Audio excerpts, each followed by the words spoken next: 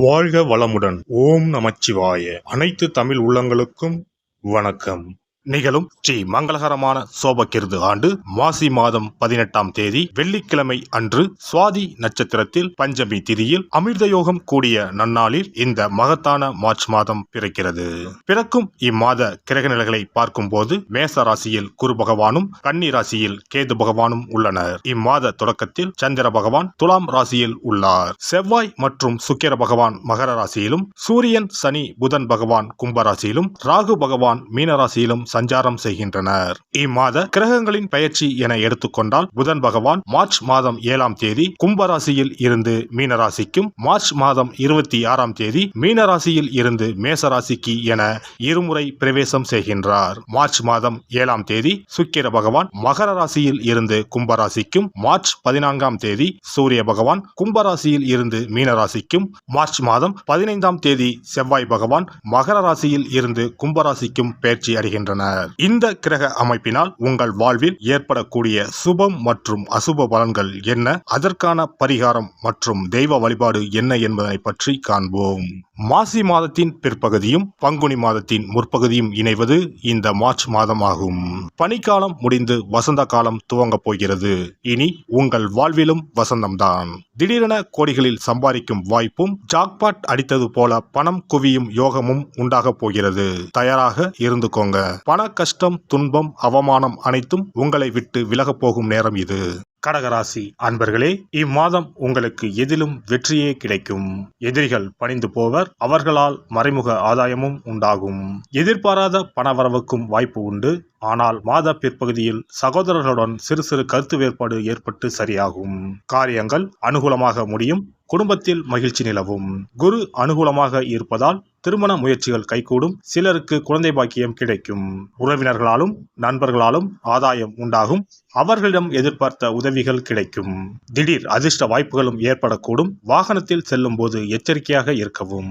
அரசாங்க வகையில் எதிர்பார்த்த காரியம் முடிவதில் சில தடைகள் ஏற்படும். தந்தையின் உடல் ஆரோக்கியம் பாதிக்கப்படக்கூடும்.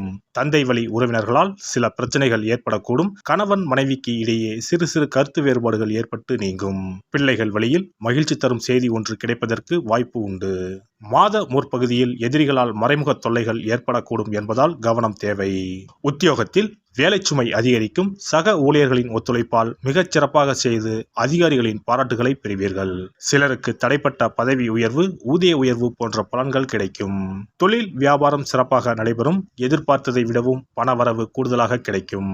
ஆனால் அரசாங்க வகையில் எதிர்பார்க்கும் லைசன்ஸ் போன்ற விஷயங்கள் கிடைப்பதில் தடை தாமதம் ஏற்படக்கூடும். குடும்பத்தை நிர்வகிக்கும் பெண்களுக்கு குடும்ப சூழ்நிலை மகிழ்ச்சி தருவதாக இருக்கும்.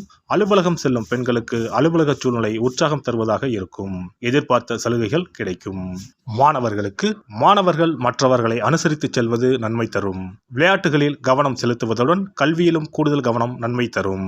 கலைத்துறையினர் மிகவும் மகிழ்ச்சியாகவும் ஆர்வமாகவும் காணப்படுவீர்கள். வெற்றிகள் நிறைய கிடைக்கும். தூரதேச பயணம் மேற்கொள்வீர்கள். அரசியல்வாதிகள் வாக்கு கொடுக்கும் போது கவனமாக இருக்கவும். தேவையில்லாத இடங்களில் நிறைய பேச வேண்டாம். கவனமாக இருக்கவும். புனர்பூசம் 4ஆம் பாதம். இந்த மாதம் எதிலும் வேகமாக செயலாற்ற வேண்டும் என்ற எண்ணம் தோன்றும். குடும்பத்தில் கணவன் மனைவிக்கு இடையே இருந்த மனஸ்தாபங்கள் நீங்கி ஒற்றுமை உண்டாகும். பிள்ளைகள் நீங்கள் சொல்வதை கேட்டு நடப்பது மன திருப்தியை தரும். பூசம் நட்சத்திரம். இந்த மாதம் உங்களது ஆலோசனை கேட்டு குடும்பத்தில் இருப்பவர்கள் செயல்படுவார்கள். ஆன்மீக நாட்டம் உண்டாகும். வீண் அலைச்சல் ஏற்படலாம். மாணவர்களுக்கு தொழில்நுட்ப கல்வியில் ஆர்வம் உண்டாகும். புதிய வகுப்புகளில் சேர முயற்சிகள் மேற்கொள்வீர்கள். ஆயுள்யம் நட்சத்திரம். இந்த மாதம் சுப காரியங்களில் கலந்து கொள்ள நேரலாம். காரிய வெற்றி உண்டாகும். இழுபறியாக இருந்தவை சாதகமாக முடியக்கூடும். தேவையற்ற கவலைகள் நீங்கும். உங்களை பற்றி விமர்சனம் செய்து வந்தவர்கள் அதனை விட்டு விடுவார்கள். சரஸ்வதி தேவியை பூஜித்து வர காரியங்களில் வெற்றி உண்டாகும். கல்வியில் முன்னேற்றம் காணப்படும். சிவபெருமானை வணங்குவதற்கும் அவரின் அருளை பெறுவதற்குமே அவருடைய ஆசி இருந்தால்தான் முடியும். அதனால்தான் அவன் அருளாலே அவன் தாள் பணிந்து என்ற அற்புதமான வாசகத்தின் மூலம் நாம் அறிய முடிகிறது. சிவ அருளை பெற வேண்டும் எனில் அது அத்தனை சுலபமான காரியம் கிடையாது. சிந்தையிலும் செயலிலும் சிவனையே நினைத்து ஒவ்வொரு காரியத்தையும் செய்ய வேண்டும். இனி இந்த மார்ச் மாதத்தில் மகா சிவராத்திரி எப்போது, இந்த நாளுக்கு அப்படி என்ன சிறப்பு என்பதனை பற்றி காண்போம். சிவபெருமானுக்கு எத்தனையோ திருநாமங்கள் உள்ளன. அவற்றில் மிக உயர்வானதாக சொல்லப்படுவது மகாதேவன் என்ற திருநாமம். மகாதேவன் என்றால் கடவுள்கள் அனைவருக்கும் மேலான கடவுள், கடவுள்களுக்கு எல்லாம் தலைவன் என்ற பொருள். சிவாய நம என சிந்திப்பவர்க்கு அபாயம் ஏற்படாது என்பார்கள். அப்படி கர்ம வினைகளில் இருந்தும் அனைத்து விதமான துன்பங்களில் இருந்தும் விடுபடுவதற்கு சிவனே கதி என சிவபெருமானை சரணடைவதற்கு ஏற்ற நாள் மகா சிவராத்திரி தினமாகும்.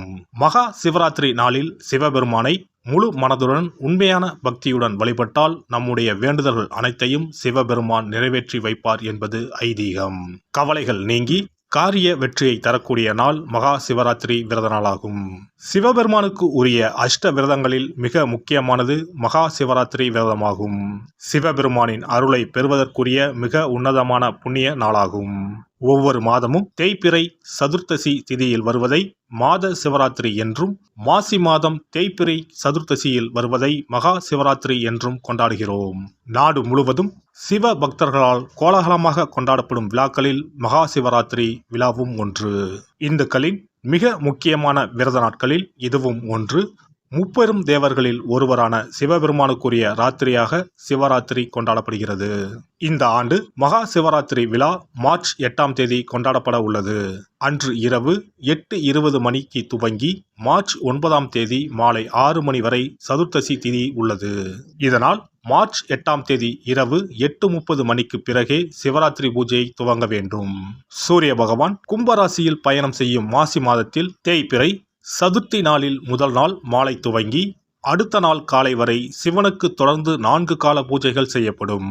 சிவராத்திரி அன்று இரவு முழுவதும் கண் விழித்து சிவ வழிபாடு செய்து அபிஷேகம், ருத்ராபிஷேகம் செய்து சிவ மந்திரங்களை உச்சரித்து சிவனின் அருளை வேண்டி பிரார்த்தனை செய்ய வேண்டும். ஆன்மீகத்தில் உயர்ந்த நிலையை அடைவதற்கும் துன்பங்கள் மற்றும் பாவங்களில் இருந்து விடுபட்டு மோட்சத்தை அடைவதற்கும் ஏற்ற நாள் இதுவாகும். மகா சிவராத்திரி அன்று அதிகாலையில் எழுந்து புனித நீராடி வீட்டை சுத்தம் செய்து பூஜை அறையில் விளக்கேற்றி வைக்க வேண்டும். பிறகு மாலையில் சிவன் கோவிலுக்கு சென்று அங்கு நடக்கும் அபிஷேகம் பூஜைகளில் கலந்து கொள்ள வேண்டும். அன்று சிவலிங்கத்திற்கு பஞ்சாமிர்த அபிஷேகம் செய்வதும் வில்வ அர்ச்சனை செய்வதும் மிக சிறப்பானதாகும். மகா சிவராத்திரி நாளில் எத்தனை முறை முடியுமோ அத்தனை முறை பஞ்சாட்சர மந்திரமான ஓம் நம சிவாய மந்திரத்தை உச்சரிக்க வேண்டும். இது தவிர சிவபுராணம் பாராயணம் செய்வது மிகவும் சிறப்பானதாகும். இந்த நாளில் ருத்ராபிஷேகம் செய்வதும் கோவில்களில் நடக்கும் ருத்ராபிஷேகத்தில் கலந்து கொள்வதும் மிகவும் சிறப்பானதாகும். இந்த முறையில் மகா சிவராத்திரி விரதம் இருந்தால் முந்தைய 3 பிறவிகளில் செய்த பாவங்கள் நீங்கும். மனக்கவலைகள், நோய்கள், வறுமை நிலை ஆகியன நீங்கும். அதோடு வாழ்வில் அனைத்து விதமான இன்பங்களும் உயர்வும் கிடைக்கும். நாம் செய்யும் வழிபாடு, பூஜை ஆகியவற்றிற்கு 2 மடங்கு பலனை தரக்கூடியது மகா சிவராத்திரி விரதமாகும். தஞ்சாவூர் மாவட்டத்தில் உள்ள பட்டுக்கோட்டை செட்டியக்காடு அர்த்த நாரீஸ்வரர் ஆலயத்தில் வரும் மார்ச் 8ஆம் தேதி வெள்ளிக்கிழமை மகா சிவராத்திரி அன்று 4 கால பூஜைகள் நடைபெற உள்ளன. இந்த பூஜைகளில் நீங்களும் கலந்து கொண்டால் தம்பதி ஒற்றுமை, மனப்பேறு, குழந்தை பேறு, ஆரோக்கியம், ஆயுள், செல்வம், புகழ் உள்ளிட்ட சகல நன்மைகளும் கிட்டும். எல்லாம் வல்ல இறையருளால் நீங்களும் உங்கள் அன்பு குடும்பமும் உடல் நலம், நீலாயுள், நிறை செல்வம், உயர் புகழ், மெய்ஞானம் ஓங்கி வாழ்க வளமுடன். இந்த வீடியோ பதிவு உங்களுக்கு பிடித்திருந்தால் லைக் பண்ணுங்க, கமெண்ட் பண்ணுங்க, ஷேர் பண்ணுங்க, மறக்காம சப்ஸ்கிரைப் பண்ணுங்க, பக்கத்துல இருக்கிற பெல் பட்டனை கிளிக் பண்ணுங்க. நன்றி, வணக்கம். ஓம் நமச்சிவாய. சிவாய நம.